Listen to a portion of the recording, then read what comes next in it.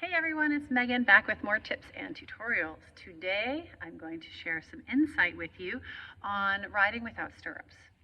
So I have some insight that I'm going to share once I get mounted and show you some things that we don't want to do and some ways that you can organize your body to be a little more stable and feel a little more comfortable about doing work with no stirrups. I think it's a wonderful exercise, whether you're riding independently or mounted on the lunge line, and you can work just individually on your body. So as a biomechanics coach, I spend a lot of time working with riders in their position, and what I'm going to show you once I get in the saddle is a few ways to organize yourself for the work done with no stirrups. And a couple of little tips that I've just found work over the years. So follow along and let's go get mounted and I'll show you what we're going to do. Thanks. All right, so I'm going to show you the mounted portion and a few different ways and exercises that you can organize yourself and things you can do in the saddle. So when we think of No Stirrup November, I think it conjures horrible visions of flopping loose legs and maybe your upper body kind of flopping around too, and you're hanging on for dear life, praying that you can stay in the saddle. Well, I don't want riders to feel that way, and I'm going to show you a few ways to stay a little more organized. So we have our trusty steed today, Rosie, who's going to help us demonstrate. So if we started this way and we were doing stirrupless riding like this, the thing about this is that it puts all of the rider's weight right into the seat bones and down your bum and down the back side of your thigh. You can kind of see how my thigh gets really heavy here. And that's actually not how we ride when we have stirrups and when we're, organized. So I'm just going to pick up my stirrups and give you a different visual. If you rode with no stirrups as if you had stirrups, meaning you could just drop it and hold your position, it's going to make you do a lot of engagement in places that you may or may not normally think about. So 3 things need to happen, actually 4, in order for this to really help you and to work.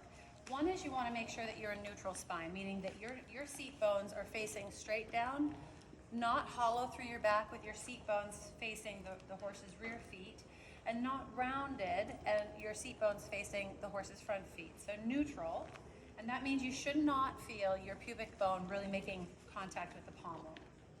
So if that's step 1, then we go to the next 3, which are the 3 places in your thigh and your leg and your body that you have flexion.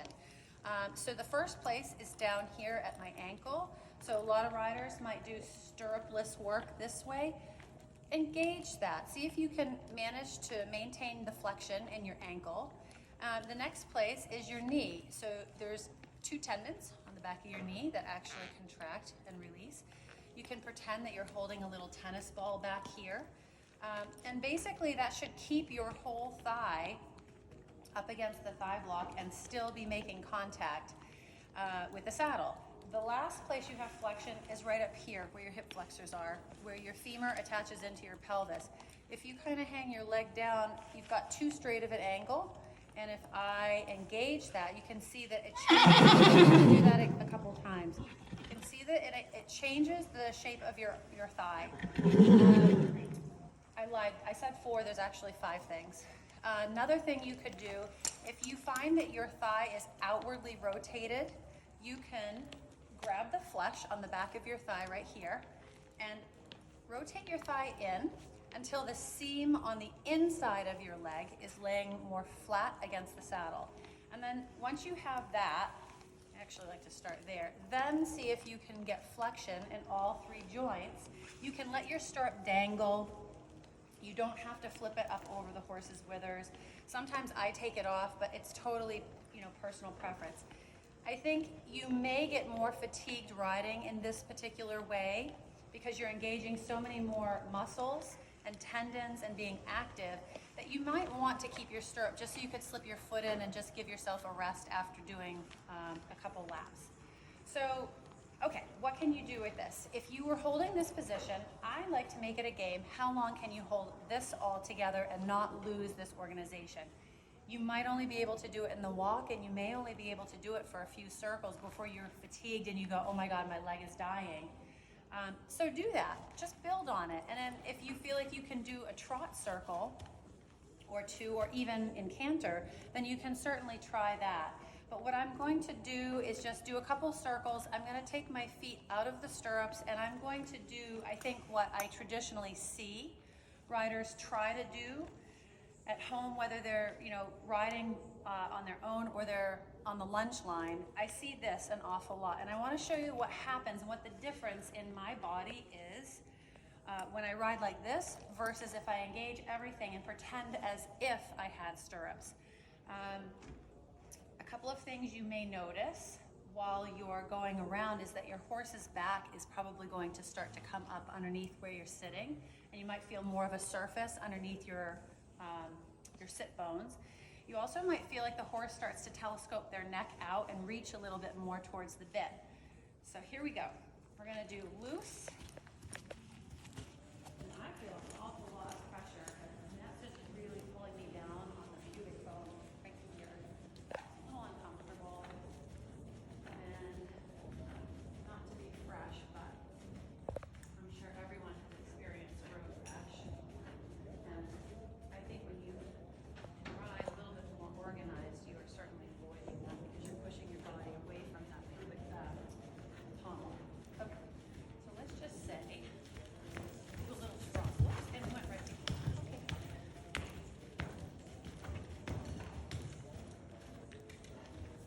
I'm just demonstrating very loose, floppy legs. I sort of start to get a bit of a swing. I see that happen an awful lot. I think you guys can see it's just trying my best to keep this one. That's actually quite hard.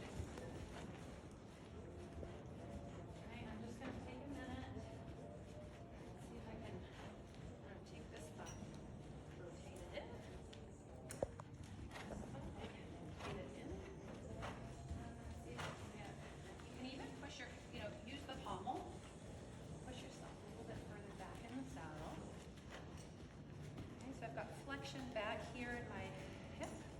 I've got a little flexion behind both of my knees, and I'm just looking in the mirror to see if I look the same on both sides. And then the last thing, I've got flexion in my toes. Can you see that all right, Jack? Yes, yeah, The flexion part? Okay. yes. So here we go. We're going to do a little trot.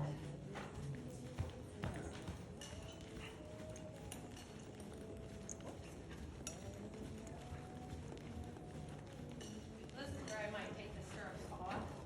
But if you can't manage this for very long, just leave them. Then you can just stop. Sneak your foot back in and you're going to start to feel your thighs burning.